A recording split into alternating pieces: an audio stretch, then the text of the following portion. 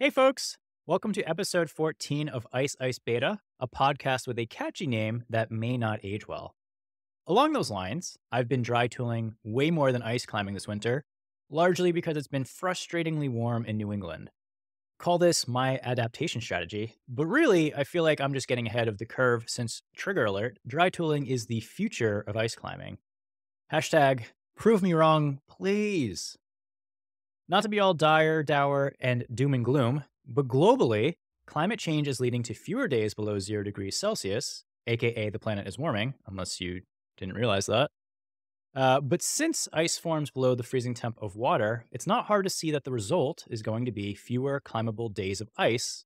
So, what's an ice climber to do? Today, we chat with Taylor Luneau, an ice climber from Vermont, former policy director of the American Alpine Club, and current conservation manager at the Wilderness Society. Taylor has spent the bulk of his adult working life in conservation efforts, protecting public land, and now supporting climate change mitigation strategies through forest management policies. During his time at the AAC, Taylor commissioned a first of its kind study evaluating ice season length for one of the premier ice climbing destinations in the US, the Mount Washington Valley in New Hampshire. You might have seen the film that came out of this, Freeze Thaw, which shares the scientific findings and socioeconomic impact on guides in the area. It's definitely worth checking out. We talk about the study, how climbers can get involved in responding to climate change, along with mitigation and adaptation strategies in today's episode. But first, a message from our sponsor. Blue ice is the best kind of ice, and also my choice when it comes to fast and light ice climbing gear. The aerolites go in like hot knife through butter, and their climbing packs hit the sweet spot between function and lightweight. Designed to get to the point in the Alpine, their gear is tested by mountain professionals between the Alps and the Wasatch. If you're looking to get to the point too, and with a little less weight in your kit, check out Blue Ice's gear at blueice.com or your favorite local retailer. Thanks, Aaron. Now on to the chat with Taylor. This is game time. Speaking of game time, Bill Belichick is no longer the head coach of the New England Patriots, and it's another unseasonably warm winter here. So, is it an end of an era for the Northeast ice climbing scene? Oh my gosh, your connection between the Patriots and ice climbing. Maybe. Kind of threw that one together like just before the call. Let's see how I don't know how it landed. It is 100% the end of an era. It is 100%. Yeah, I'm still going to be a Pats fan, but it's the end of an era, and who knows? I forget. I'm not much of a football fan. Hockey, I can talk hockey all day long, but I was listening to NPR the other day, and they were comparing two teams. Don't ask me which, but they had stats on their track records of who was more successful at playing in below freezing temperatures.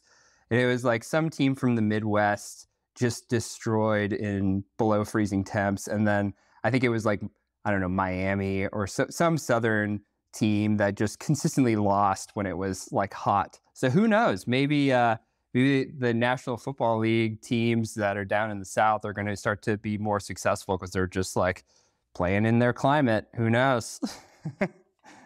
Is it an end of an era for ice climbers in New England as well, who are finding it difficult to compete in their arena? Yeah, what a sad look on his face. It's a loaded question. Yeah.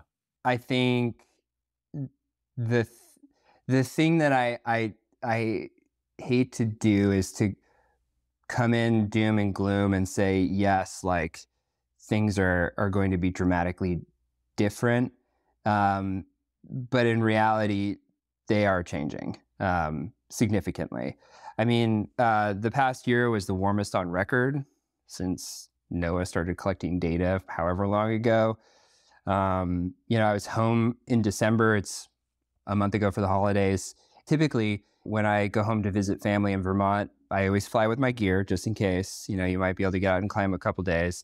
And last year I was able to go out to Lake Willoughby and actually climb with a friend. This year it rained on us for like a week. I went rock climbing in Rumney in the middle of December. Oh, did you? Yeah. Ah, nice.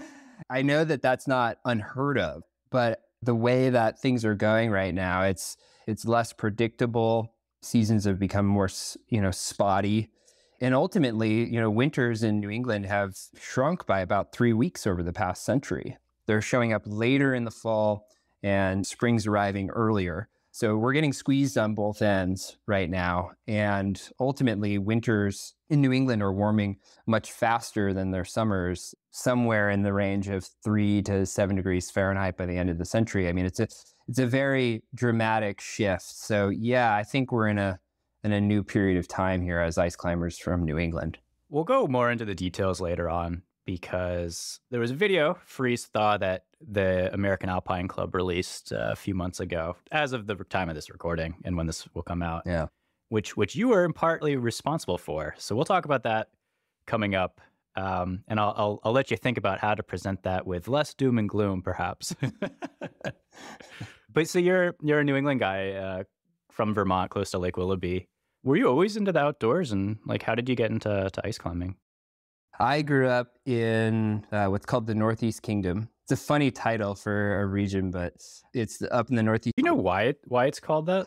I forget why. I don't actually know the history of where the quote unquote kingdom came from, but it does feel quite royal in the landscape. I mean, it's kind of rolling, agricultural fields, kind of emphasized by, lush forests and lots of ponds and rivers, rolling mountains. It's kind of your typical Vermont agrarian scene, very rural, up in the northeast. Great for mountain biking.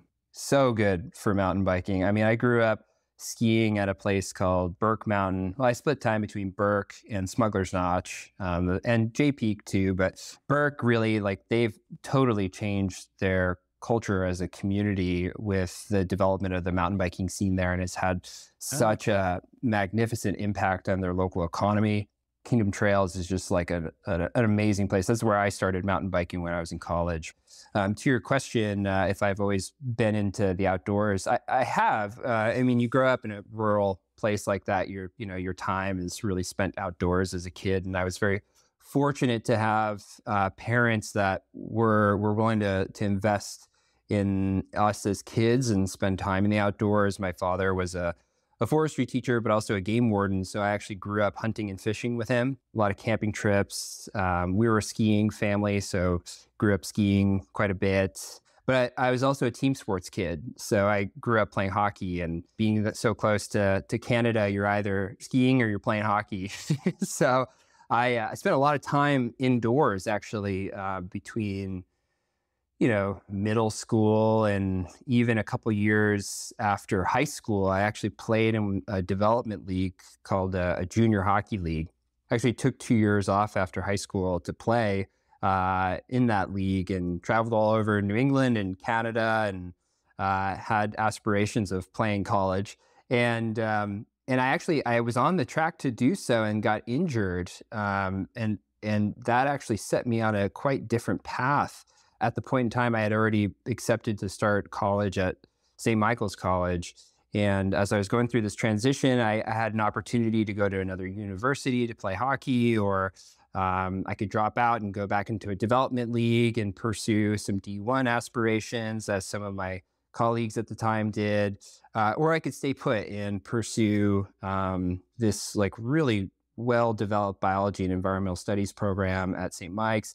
And at that time, when I was making that decision, I stumbled into what was then called the Wilderness Club, or it was essentially an outing club, but it was a very highly developed program at St. Mike's, where they had staff that were dedicated to training their instructor team students, us, as outdoor guides, and actually paid for us to go through our AMGA certifications. And through that process, I learned how to rock climb and ice climb, became a backcountry skier. I'd always skied, but I really reconnected with my roots as an outdoor person, and it totally shifted my future and who I am now. And I very much owe a lot of my professional path to my experience out climbing and skiing during that period of my time. So I wonder how many people's lives and careers have shifted due to injury and unforeseen circumstances like that.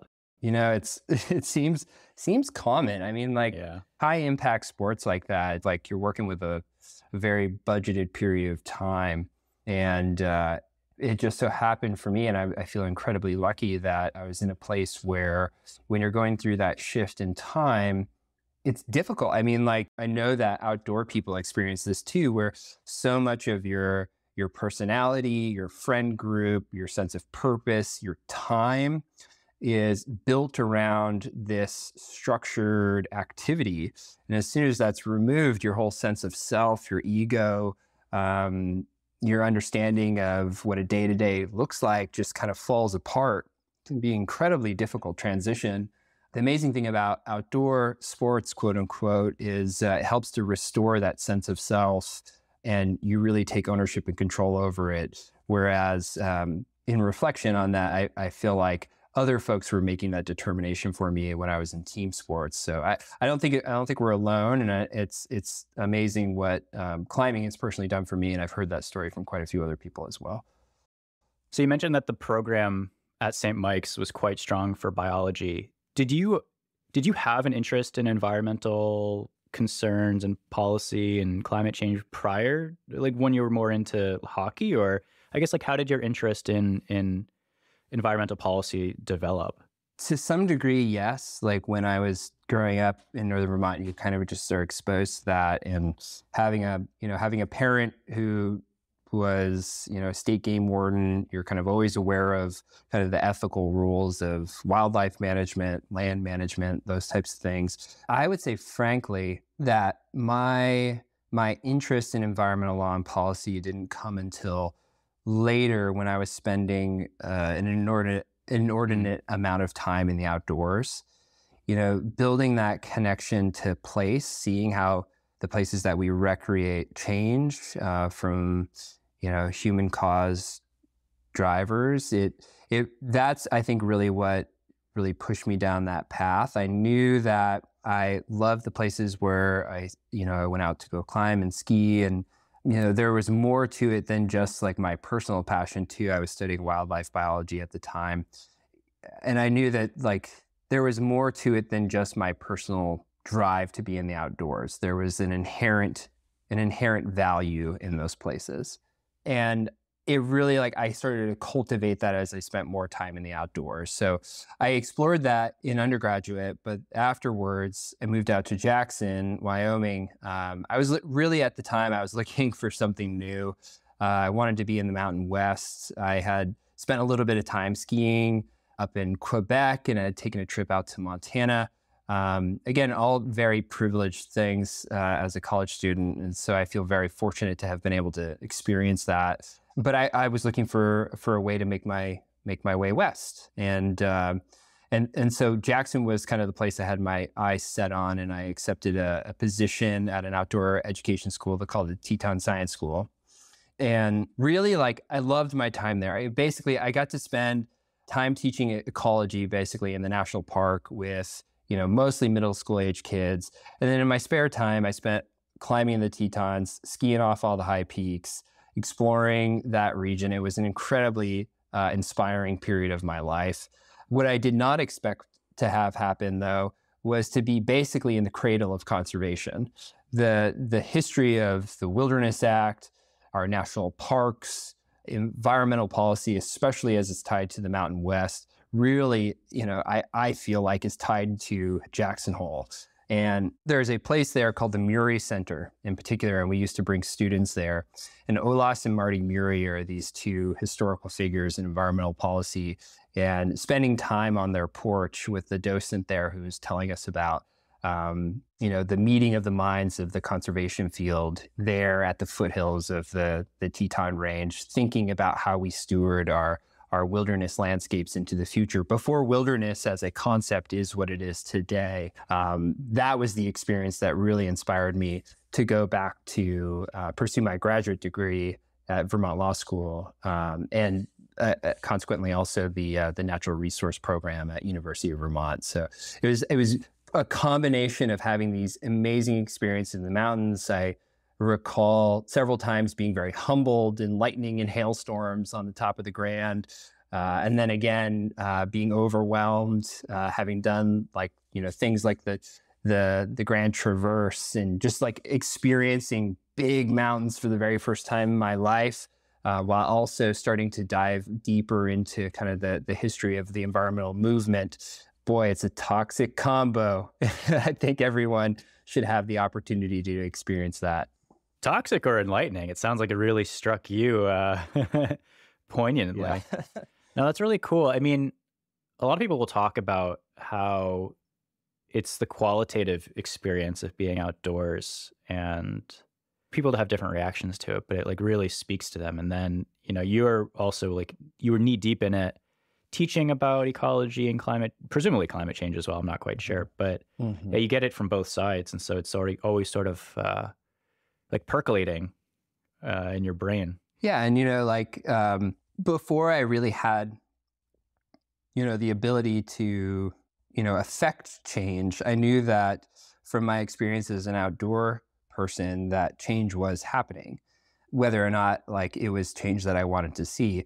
At the time, I was seeing a lot of change in the mountains around me, and being from New England, like you're used to wild swings in weather. And so I think you're kind of like primed to be adaptable to that. However, the more that I learned about shifts in the range of species in the Mountain West due to climate drivers, seeing my first open pit coal mines and oil and gas fields, especially down in the Pinedale region outside of the Wind River Range, the effect that had on me as, I was seeing, snow line recede and glaciers being impacted, having more concern about the objective hazards of rock and ice fall as a climber. All of those things were were formative experiences before I started to work in the field that I did, but I was able to bring those subjective experiences forward later on. Yeah, it seems like a lot of the very tangible environmental changes in the Northeast sort of already happened, but the West still is so much more wild areas that it's easier to see from receding. I mean, obviously there's no glaciers up in this area, but you can very tangibly experience that. Wildfires are much more prominent out there as well. So it seems like it's a magnified version of climactic shifts. Yeah. In the Northeast, when I think about climate, I think about more precipitation falling as rain than snow. I think about a shrinking winter season. I think about the migration of important species, like especially for Vermont, it's like maple. It's like the very trees that are like kind of like tied to our identity as Vermont residents. That species is being dramatically impacted by climate. But it's not always like wildfire. I always think about for the West, but actually like one of the largest and most deadly wildfires that's ever happened in the United States, it was actually in Maine. It was, a long time ago. I just heard about that the other day. And wildfire certainly is like something that we deal with consistently here in Washington, where I am now. It was something that I experienced in a big degree, even though this past fire season wasn't the worst that's happened here in the West. But climbing up in the North Cascades this past summer, you couldn't actually get over Highway 20 to the Methow Valley because there was the sourdough fire outside of the North Cascades Environmental Institute by Ross Lake. And that fire was, not humongous. It's still 5,000 acres or something like that. But the smoke of it blew all into the North Cascades this summer. And I remember distinctly being on top of Forbidden Peak with my partner. She and I were just blown away by the fact that, the sky just totally got smogged out. We couldn't see the massive glaciers that were in the valley next to us. And we were standing on a knife's edge ridge on one of the highest summits in the center of the Cascades. And we were just, it's slightly apocalyptic. Climate impacts are different all over the country, but each of us are definitely seeing that as outdoorists. And it's something that I brought to my work at the Alpine Club and how I started to formulate my concept of the work that I wanted to do there. Yeah, because you talked about how you wanted to be able to take action, and that precipitated going to law school and getting a master's. And you ended up at the AAC. You were actually there for 5 years as, correct me if I'm wrong, you were the sole policy person, ended up as the policy director. Maybe we can just talk about your work with the AAC. What were you doing there? Yeah, I started working with the Alpine Club in 2018, right out of graduate school. A woman there hired me on who was the former policy director. And I should correct you, I actually did have one colleague that I brought on. Her name's Amelia Howe. She and I actually coincidentally now both work at the Wilderness Society, which is amazing. Amelia was a wonderful colleague, and she and I worked together for a few years prior to her departure. And so, yeah, she and I did a lot of great work together. And then as I was kind of thinking about transitioning out, I actually brought on another colleague who's now the new policy director, Byron Harbison there. And he's doing a wonderful job in that position. When I went to graduate school, I had a real understanding about my passions in life, and that was environmental law and policy. I wanted to make some sort of change in the world. I knew I was, passionate about Western public lands and natural resource management. Didn't necessarily know where I was going to take that. I also knew that, on the other hand, a big part of my personal identity was tied to outdoor recreation. I found my most valuable, meaningful relationships came out of that. I was happiest when I was out climbing, skiing, and biking. And merging those together was kind of like the goal for me after school. And there were a few organizations out there that were doing that really well on behalf of the human-powered outdoor recreation community. And those were groups like the Alpine Club, the Access Fund, Winter Wildlands Alliance, the International Mountain Biking Association, Outdoor Alliance. These are groups that I had my eyes set on working for. And it just so happened that the Alpine Club had an opportunity for me and was willing to accept me in and really trusted me to help lead their policy work.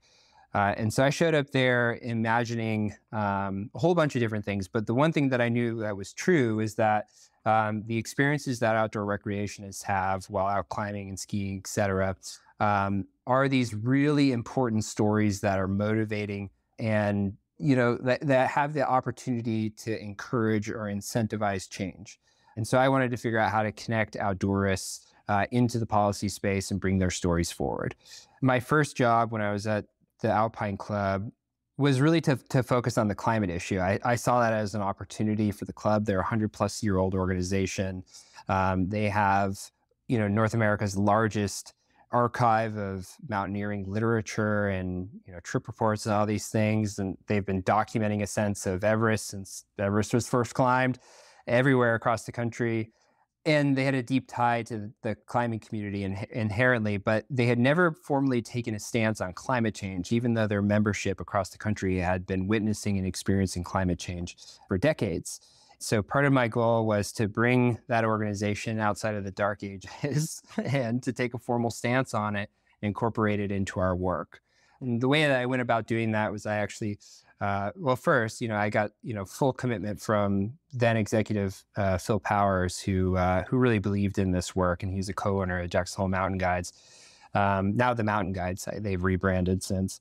He gave me full trust to move forward with that plan, and so I put together a group of scientists from across the country, some really brilliant people, to help basically lead the formulation of a climate policy position statement. Together, we put that statement down on paper, and we also knew that our membership was relatively, well representative of the American public. There's as many Republicans as there are Democrats that were kind of represented within the climbing community broadly. And so we wanted to make sure that the statements that we were putting out were representing the interests of our community and were also going to be received well. And there's an organization called the Yale Program on Climate Change Communication that does this type of climate messaging really, really well. They're a group of social scientists that are well-funded. They've done tons and tons and tons of research around how the American public responds to the issue of climate. What they've found over their time is that the American public largely breaks down into 6 different categories on the issue of climate. Everything from being alarmed and already taking action on the issue of climate. They believe the science. They believe that change is necessary to prevent the worst impacts of climate change, all the way down on the opposite end of the spectrum to disengaged, They're actively opposing climate legislation. They believe that it's a hoax, et cetera. And through simple surveying exercises, you can actually figure out where your study population falls within that spectrum, and then tailor your message to those stakeholders whom you want to bring into your camp and encourage to take action on climate. So we partnered with them to understand, what our community as a group of outdoor people really felt on the issue. And surprisingly, we actually found that climbers were more concerned about the issue of climate change than the general American public. That doesn't seem surprising based off what you said about your own experience, though, right? Because these are people that are in the outdoors, they're seeing it, feeling it, being affected by it. So it's interesting that in this slice, that concern spans the political spectrum. Yeah, when I was thinking about it, I was like, my hypothesis before we did that research was that, of course, especially people who interact with winter, mountain environments, they're so clued into what's happening there. They're checking the climate models. They're figuring out where the snow is going to be. They know when the next deep freeze is going to happen, how that's affecting the ice, whether or not it's going to be safe to climb because it's warming up and everything's falling down. These folks are acutely aware of changes in the environment. And so of course they would be more aware of changes and if they're happening more frequently. And so that was my understanding going into it. But to be confirmed on the other side of that, we actually in that same study asked folks, if you are experiencing changes in your backyard that you feel are related to climate change, would you mind sharing those stories with us? And we had something like 1,400 individual stories that people submitted from across the country of this is happening in my backyard. The snowpack is no longer here. This ice climb doesn't form anymore. Wildfire has basically affected, our ability to access these climbing sites. Smoke in the valley has prevented me from taking the trips there that I used to in the past. All sorts of different stories. And so what that did for me personally was it confirmed that this was an important issue, one of the most important issues for the American climbing community. It also confirmed that as an organization, we needed to step up and stop being afraid of political backlash, of taking a stance on what, at the time we believed was one of the most politically sensitive issues. Obviously, there are much more, but that we needed to kind of get out of our comfort zone and take a stance on this because it was important to our membership in the climate community broadly. And so we did. But just putting words down on a piece of paper is one thing, taking action on that is another. And that's what kind of led us to the rest of our work. It sounds like a lot of the population of the AAC was concerned about climate change, sort of understood some of the factors at play that were causing it. But did you have any people that were sort of maybe more in the middle? And I guess how did you direct communication strategies to them? How did you talk to them? And, what did that look like? Basically, for those folks who are kind of at the center of the spectrum, that they might be worried about the issue, but they're kind of questioning the science. They believe that something is changing, but they're not so sure that it's actually caused by human activities. For those folks, those are people that you might actually be able to bring into the climate movement if you're able to reach them through your communication. The folks who are actively opposing climate legislation that are calling it a hoax, like our former president, those folks you're not going to reach. And frankly, it's a very, very small portion of the American public. They're just generally an outspoken portion, so they tend to seem larger than they actually are. The reality is they're quite small.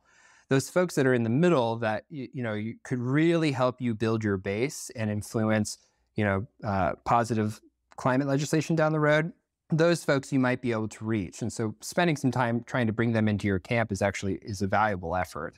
The way that you do that is mixed. The messenger typically matters. So who is actually reaching out to them, the way that the issue is presented, whether it's an issue of national defense, if it's about the future health of the next generation, if it's about jobs and the economic security of our country, independence. It's totally tailored to the individuals that you're trying to reach out to. It's important to both show the challenge that's ahead of us, the reality that, yes, our forests are burning. The Northeast just had a crazy wet summer, but somehow, was socked in by smoke from fires that were happening in Canada. And here in the West, we're experiencing, unprecedented drought. Um, but also, like, it's, if you continue on that trajectory of just showing what's wrong, it's very common for people to feel disenfranchised, and then they actually start to recede away from the issue because it's just like, it's a trigger point. It's like, there's nothing that I can do. The message is clear. Like, the world is doomed. Like, this is a dead end issue. That is something that we try to avoid as environmental communicators. And the way that you avoid it is you show both the problem and the solution. Inversely, if you only show the solution, oh, it's just, wind turbines as far as you can see. And, the electrical grid's going to be totally revamped and it's all going to be EV cars everywhere. Don't worry about it. We've got all the solutions right here. Well, equally, like, the problem is solved. I don't need to get engaged. The trick is to show both the problem and the solution using a trusted messenger in a way that is relatable to the audience, to engage those folks that are in the middle, kind of on the fence, and bring them into the campaign. So that's something that we tried to do with those folks in the outdoor community that did feel like they were kind of on the fence, that were questioning what the actual contribution is of human activity to the issue of climate. And we actually did find some success in doing that process, but it's very nuanced. So I'll just say that. In the work with the AAC, how are you finding that balance? Like, what were some of the solutions that you were bringing forth, and how are you engaging people and sort of spurring action? There's a lot of things that are important to climbers, but obviously it's the protection of our climbing sites and continued access to those places. Right alongside that, there's the issue of climate. There's the issue of equitable access to those places for all groups so that people can enjoy those places. So the question for me was, as a small department that had, limited resources, what's the greatest impact that we can have on the national climbing community on these three issues? One of the great opportunities that happened a few years ago was the Biden administration really started to look at how public lands could be managed in a way that has positive benefits for our climate. They introduced this campaign called the 30 by 30 campaign. At its core, essentially, it was a goal to conserve 30% of land and water in the United States by 2030. As an interim measure, 50% by 2050. And that's basically, 20% of that was for carbon reserves across the country. And so inherently what that said to me and our team at the club was, well, if you're going to be conserving land and water for their carbon benefits and for the climate, let's talk about where the most important places are that are going to help us chip away at that goal, but also have co-benefits for outdoor recreation. Let's make sure that our climbing landscapes are included in that goal and are well represented, and that the interests of the climbing community are incorporated into that. So it's not just like making sure that those places are conserved, but that they're open for access and they're well managed and resourced, et cetera. So how do we basically manage our public lands in a way that create natural climate solutions and benefit the American public? That's a humongous goal, very open-ended. And frankly, the federal government really turned to NGOs and states to really kind of help figure out what that was going to look like. And it was different in Colorado than it is in California, and how it's envisioned out in the East. In particular, where I grew up in Vermont, 80+% of the state is privately owned, and the rest is either national forest or state management. So if you're going to reach 30% of conservation in a small state like Vermont, it's entirely different than a place like Washington, where I currently live. That is, if they have not already reached that goal, they are very, very close. I believe they've already reached it. So that was one thing that we were considering, was like, how do we tie our public land campaigns, things that we've been doing for years, to these climate goals? That was one thing. And in terms of tactics, what we would typically do is engage our community in that process. We would actually bring athletes and community advocates to DC to meet with lawmakers to talk about, as community members from across the country, these are the things that we care about. Introduce them to climbing. A lot of folks didn't really understand, how do you get the rope up there? So actually bringing some lawmakers out climbing, that was another thing that we did frequently in our Hill to Crag series, where we actually introduced local lawmakers to climbing. We brought out land managers to talk about climbing issues on the landscape. And there's a lot of coalition work, working with those organizations at the Outdoor Alliance on a whole host of federal public lands issues. So it was quite a bit of work, frankly. We covered a lot of different ground. Climate was always there at the forefront with us, though. You also helped introduce some first of its kind research as far as examining the impact of climate change on winter seasons from a data perspective, but also a socioeconomic perspective for New Hampshire. And that's actually how I came across you. I saw the movie Freeze Thaw, which was sort of the end product of a lot of the work, and then of course I read the article and then the study. As it relates to ice climbing, do you want to talk about how that research came together and what you uncovered through that process? I grew up in New England. That's my home. That's where my family still are. The town that I grew up in was about 35 minutes, 40 minutes to Lake Willoughby, about an hour to Smuggler's Notch. So I actually learned how to ice climb in Smugs, cut my teeth climbing steep hard routes at Lake Willoughby, had my first wild, alpine-like ice climbing experiences out in Franconia Notch, trying hard in North Conway area. That's home. That's home. And I still believe that it's some of the best ice climbing anywhere in the world. And I've been an ice climber for 20 years. Is that right? No, 15 years or so. And I've traveled all over the States. I've climbed in Cody. I've formerly lived in Durango and climbed in Ouray all the time. And still every year, I find myself going back to New England because the ice routes there are just so damn good. That was a very formative in my experience prior to showing up to the club. I still consider myself an ice climber, even though Washington's a little limited in climbing ice. You got to drive a little bit further. But I knew as an ice climber that things were changing, and I really was wondering what the effect of a changing climate was going to have on our ice climbing landscapes, because they were so important to me in my formulation of self-identity. After going through that initial process of developing a policy position statement at the club, doing some national survey work on climate positions amongst the climbing community, I really wanted to know what we could do next. And frankly, the question of what the actual impact of climate was on ice climbing and winter climbing broadly had still not been answered. You can obviously surmise in a discussion with a lawmaker, hey, impacts are going to happen as things get warmer, ice melts, put the two and two together.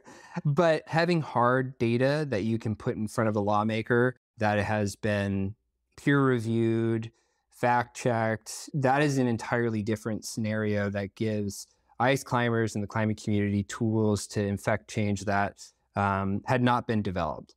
And frankly, it had only recently been developed for the skiing community.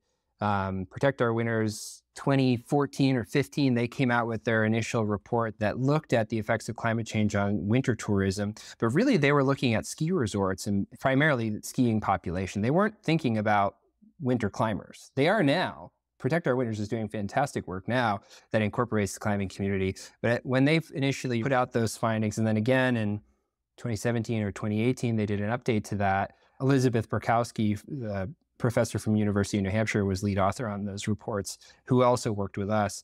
They were thinking about the effects on the skiing community. And it was incredibly important. That work was later cited as literature in the International Panel on Climate Change, the IPCC report.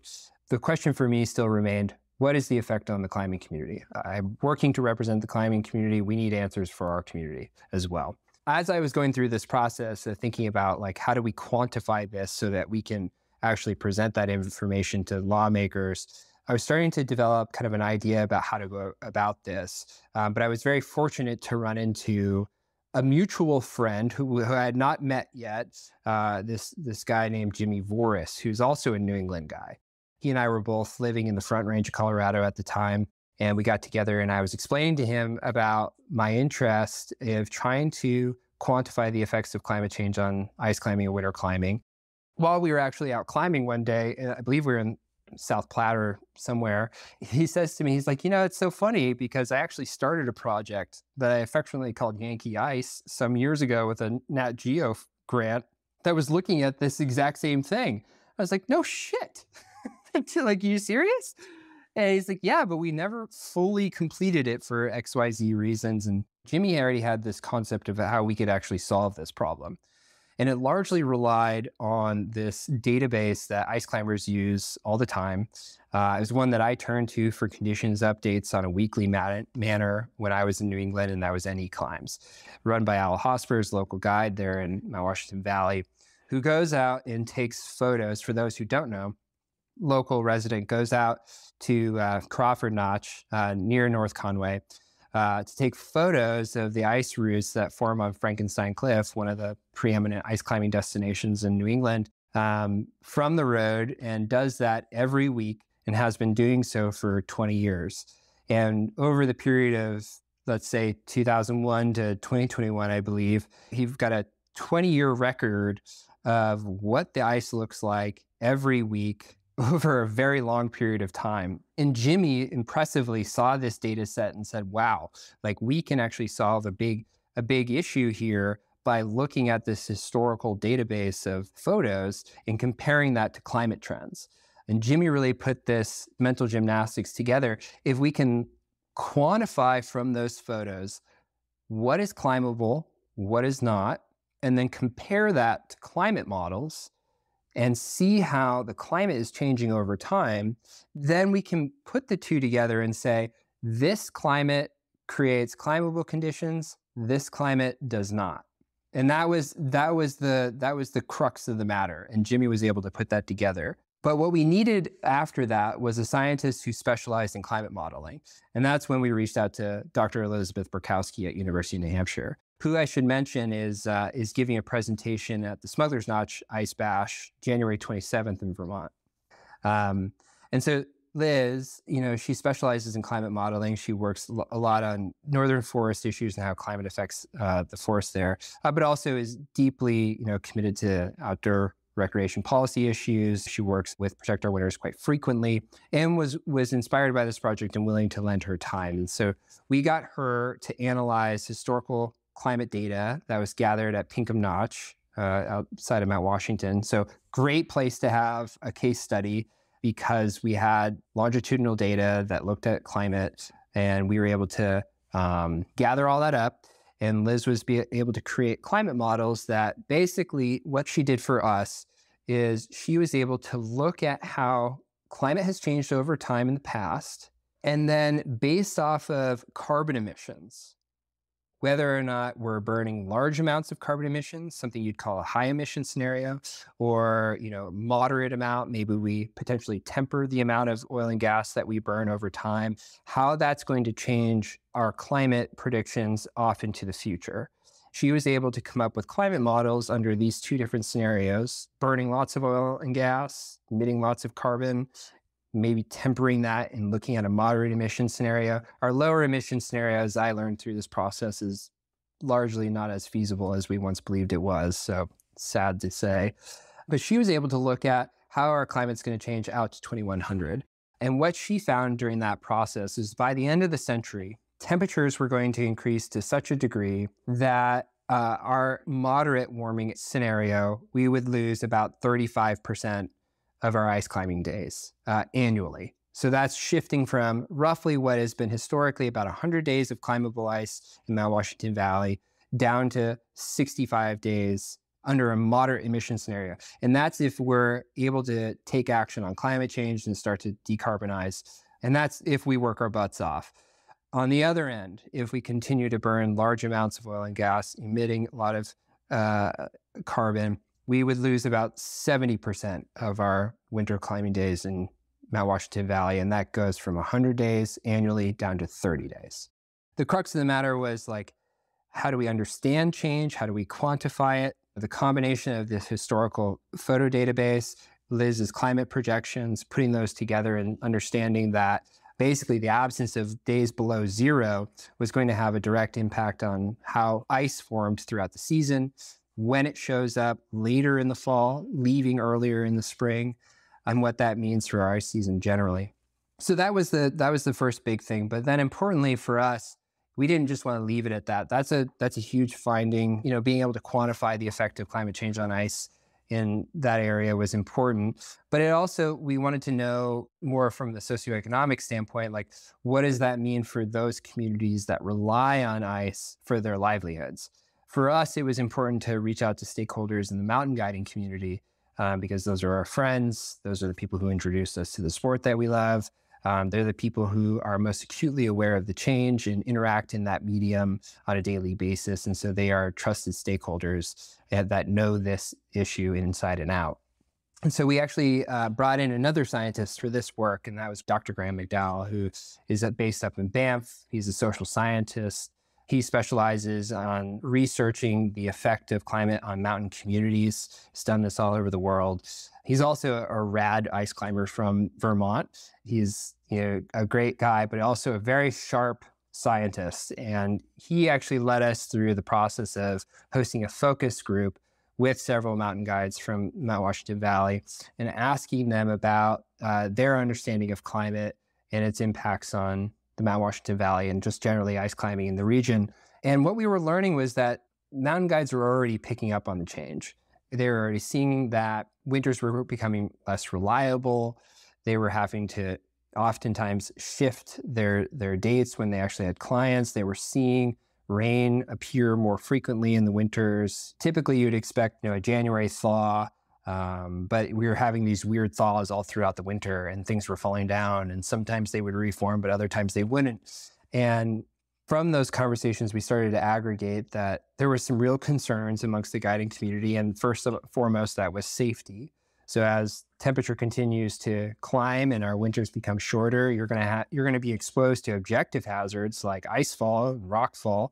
Think about climbing in the Black Dike. You never climb underneath somebody else in there, obviously, because, well, you never climb underneath anybody else on an ice climb anyways, period, because you're going to get decked with some ice. But frankly, now I'm personally concerned climbing in strict areas like that where you have tons of like hanging ice and debris above you. So like, frankly, the concern of melt freeze cycles becoming more abundant was a big concern.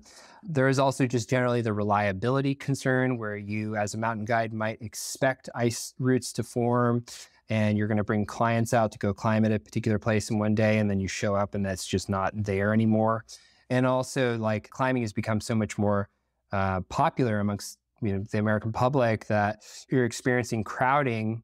This was something that I didn't actually expect out of this, but if you're experiencing crowding at popular places like Franconia or Crawford Notch at Frankenstein, if you constrain the amount of climbing areas that are available because things are no longer forming, you get even more people falling into the same place and there's user-to-user conflict. And so those are things that were already on guides' minds. And so the research really tried to quantify what was already being seen out there from mountain guides and how they could adapt the issue moving forward, because we know that we can do a lot to mitigate the issue of climate change. And that's something that I'm working on now at the Wilderness Society. I can talk about that briefly.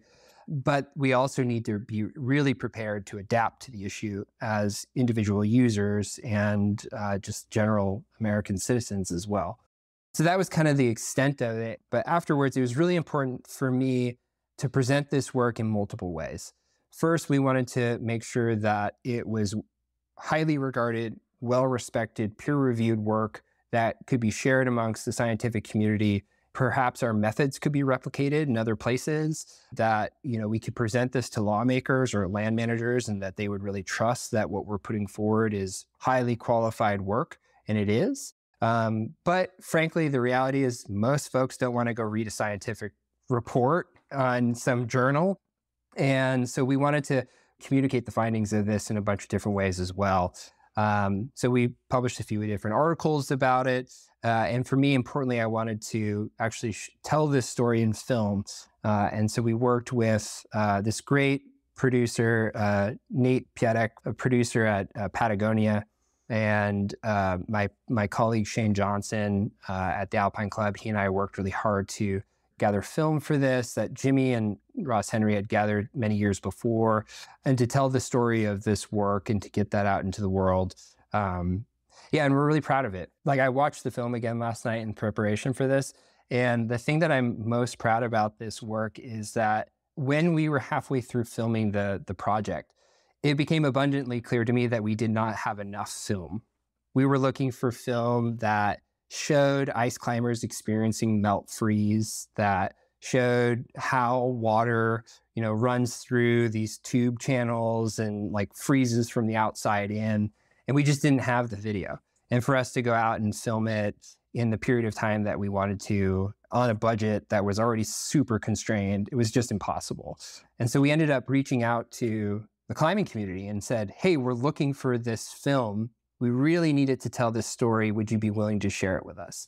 And so we crowdsourced a lot of the footage that's in there from a lot of friends and friends of friends in New England. And it is fucking amazing that the people who showed up and like poured personal film into it. And I'm just so freaking grateful to the folks who contributed to it, because it just made the story so much more strong and impactful. And yeah, when I watch it again, I'm just like, damn, like community like showed up and made that film super strong. So I'm really proud of it.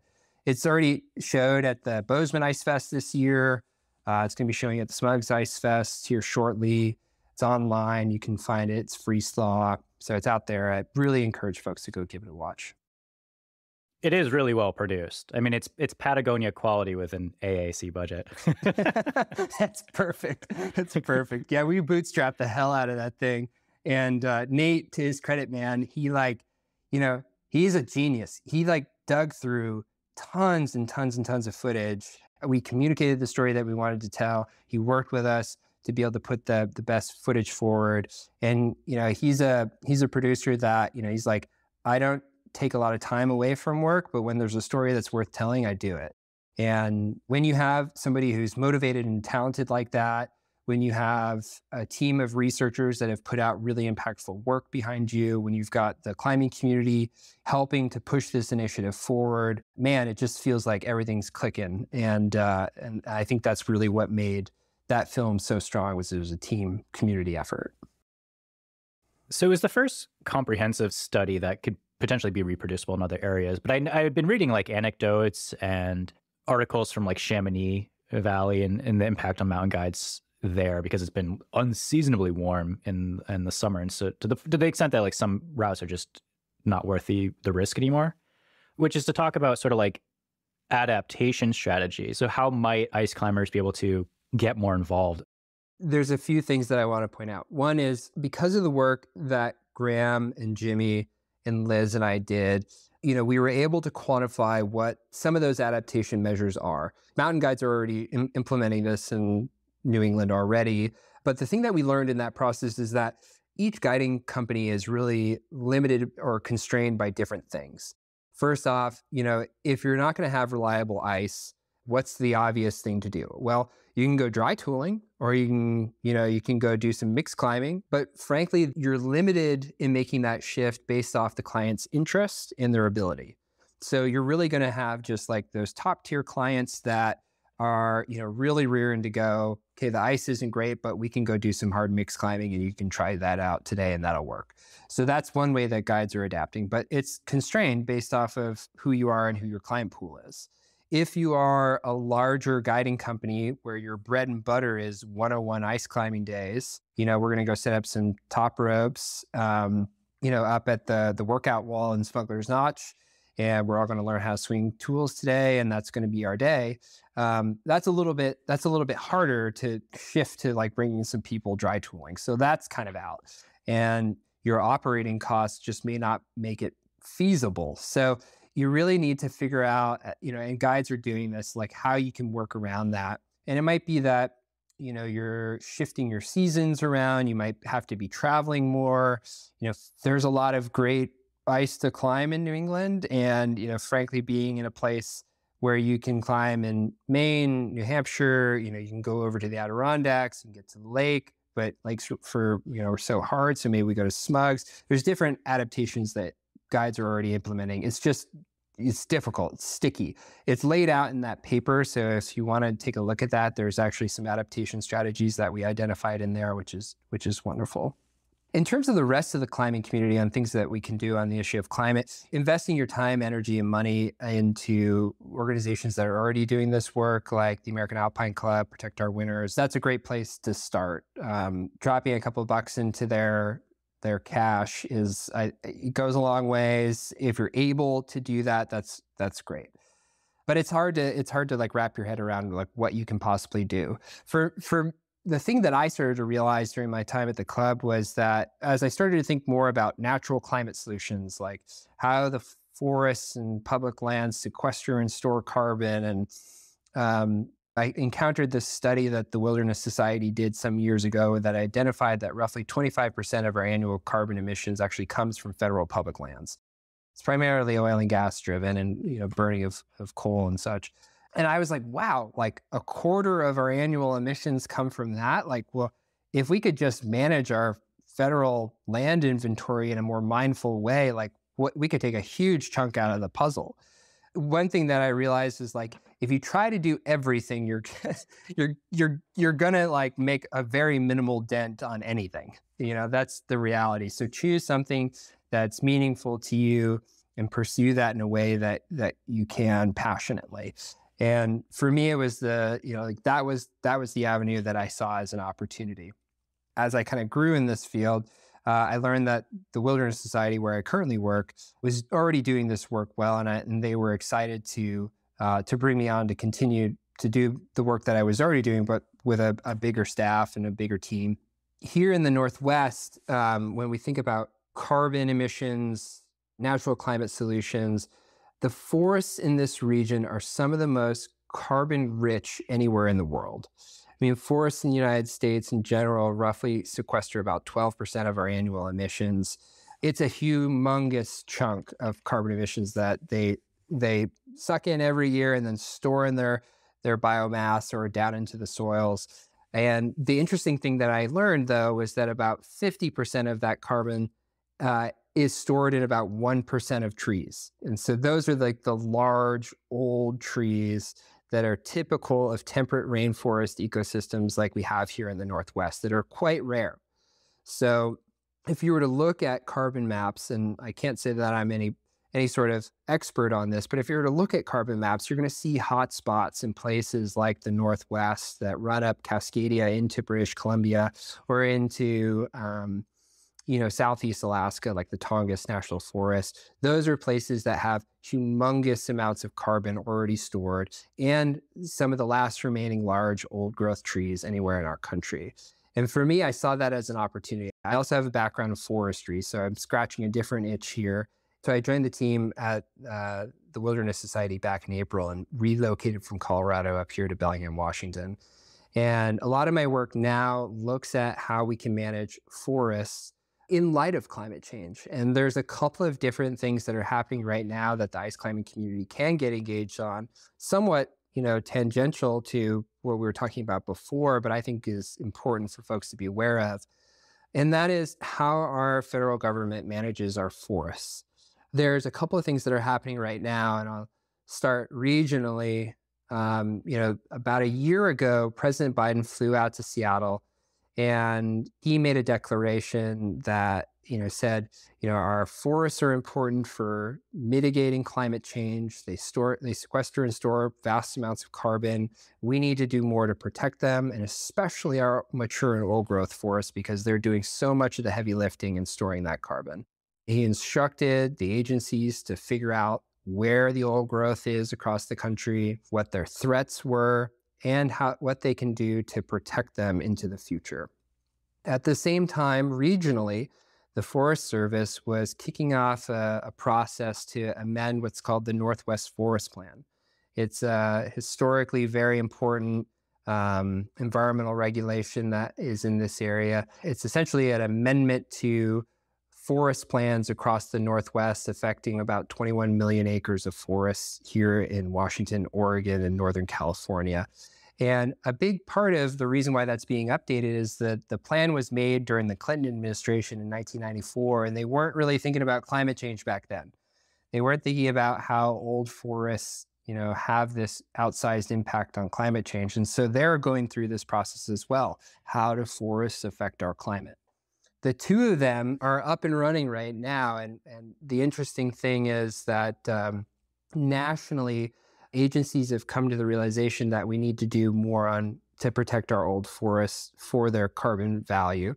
And they're issuing a proposition that would look essentially like what's happening here regionally in Washington with the Northwest Forest Plan. I guess without overcomplicating it, There are a couple of opportunities right now where the climate community can get engaged and speak up for the natural climate solutions that forests provide here in the Northwest and across the country. And we can provide basically in the show notes some opportunity to learn more about that and where you can go and comment. There's a scoping period. The agencies are accepting comments right now through February 2nd on a national old growth rule and through January 29th on the regional Northwest Forest Plan here in Washington. And you can go and even if you were to just go and say, hey, forests are important for, sequestering and storing carbon. We want to see you do more to protect and restore forests across the West. That would be enough. So I'll say that, and that's an opportunity for folks to get engaged moving forward. So what I'm hearing as an ice climber is that I should give my input about how I think these political energies should be directed as far as policy. And then I should plant some trees and I should learn to dry tool. I think that's a good summation. And I feel very grateful to have that opportunity to talk about the climate research that we did at the club, how we as a community can, engage on this really complex issue. I think that it's really difficult to wrap our heads around the role of forests in the issue of climate.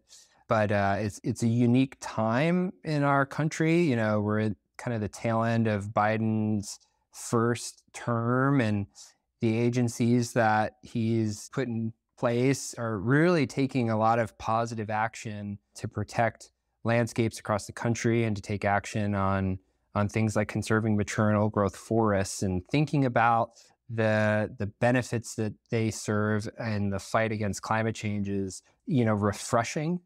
To have agency leadership that are stepping up to the challenge and engaging with environmental NGOs like the Wilderness Society and thinking through the challenges that are posed by managing our forests. They're not just carbon sinks, they burn up. Like more old growth forest has been lost to wildfire than it has to logging. And so thinking about how we can actively manage those forests and restore them as the climate continues to change is an investment that is happening right now. It's an opportunity for all of us to get engaged and think about how we steward our forests. That's everywhere from the Green Mountains in Vermont to, the Uncompahgre in Colorado and up here into the Pacific Northwest. We have old growth forests all over the country, and it's just a small piece of the puzzle, but it's a unique one. It's low-hanging fruit for us if we just manage our land more appropriately, through this lens of climate. We have a real opportunity to make a change. As ice climbers, as winter recreationists, we know these places really well. I think that sharing that your stories from these places, pairing that with a call for agencies to take action is really moving. And your personal experience has value, and sharing that is important. So getting engaged on these issues is great. The last thing I would say, Aaron, is I really appreciate that this podcast exists. I was getting sick of looking through the Enormo Cast library, trying to find people like Aaron Mulkey. So now I can just go to Ice Beta and I can find ice climbers like Stas Basket and learn about all of the great, cool stuff that people are doing around the country. So thanks for making this resource for ice climbers. Thanks for doing the work that you're doing, and I look forward to tuning into more of these. Really appreciate it, Taylor. And thank you so much for the work that you've done, the work that you continue to do, and for sharing ways for listeners to get involved. Really important stuff and really appreciative. Yeah, right on. Well, get out there, go climb some ice while the getting's good. If you'd like to connect with Taylor, his Instagram is @Taylor, TAYLOR, .Luneau, LUNEAU. And his Wilderness Society email is tluneau@tws.org. To learn more about the Mount Washington Valley study, search for AmericanAlpineClub.org plus Freeze Thaw, and you'll find the page that has the video, an article by Jimmy Voorhis and Michael Weichert, and the full study by Voorhis, McDowell, and Burakovsky et al. And remember, the scoping period for the National Oil Growth Rule runs through February 2nd, while the Regional Northwest Forest Plan wraps up on January 29th. so make sure to get your voice heard. You can find all the links in the show notes at iceicebeta.com. Thanks so much for listening.